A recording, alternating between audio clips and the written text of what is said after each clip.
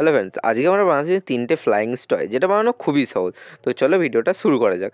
প্রথমে আমরা এই ধরনের একটা পেপার নিচ্ছি, তারপর এটাকে ওপর থেকে 5-6 বার আমরা ফোল্ড করে নিচ্ছি। আমরা কিন্তু পুরোটা ফোল্ড করবো না, কিছুটা এরকম ফোল্ড করার পর এটাকে মাঝখান থেকে এভাবে ফোল্ড করে দিচ্ছি। এরপর পেন্সিলের সাহায্যে এরকম একটা এর মধ্যে পাখির শেপ ড্র করে নিচ্ছি।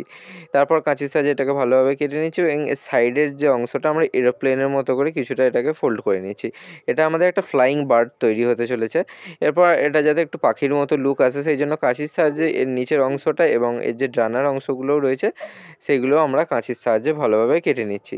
তো চলো তাড়াতাড়ি আমরা এটাকে কেটে নিই। যতক্ষণ আমি এটা কাটছি তোমরা চ্যানেলটাকে সাবস্ক্রাইব করে ভিডিওতে একটা লাইক করে দিও।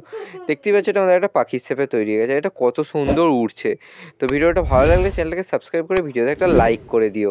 তো চলো আমাদের দ্বিতীয় টয়টা বানানো যাক। আমাদের দ্বিতীয় টয়টা বানানোর জন্য আমরা এরকম একটা ছোটো পেপার নিচ্ছি, তারপর 1 সেন্টিমিটার মাপ নিয়ে এটাকে কিছুটা এইভাবে ফোল্ড করে দিচ্ছি।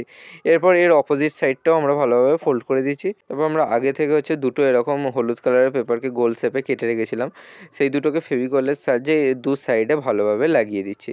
তো দেখতে পাচ্ছ আমার এক সাইড লাগানো গেছে, এই উল্টো সাইডটাও আমরা ভালোভাবে এটাকে লাগিয়ে নিচ্ছি। নিলে এটা তৈরি হয়ে যাবে একটা ফ্লাইং টয়। এটা কত সুন্দর উড়ছে এবং এটা এমনি কিন্তু একটা টয় কারের মতনও ভালোভাবে যাচ্ছে।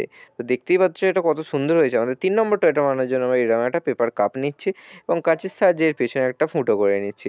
এবার একটা বেলুনকে নিয়ে এর মধ্যে কিছুটা ঢুকিয়ে এটাকে ফুলিয়ে দিলেই তৈরি হয়ে যাবে। এটা মানে একটা প্যারাশুট। এটা কিন্তু খুব সুন্দর উঠছে। তো প্লিজ ভিডিওটা ভালো লাগলে চ্যানেলটাকে সাবস্ক্রাইব করে ভিডিওতে একটা লাইক করে দিও।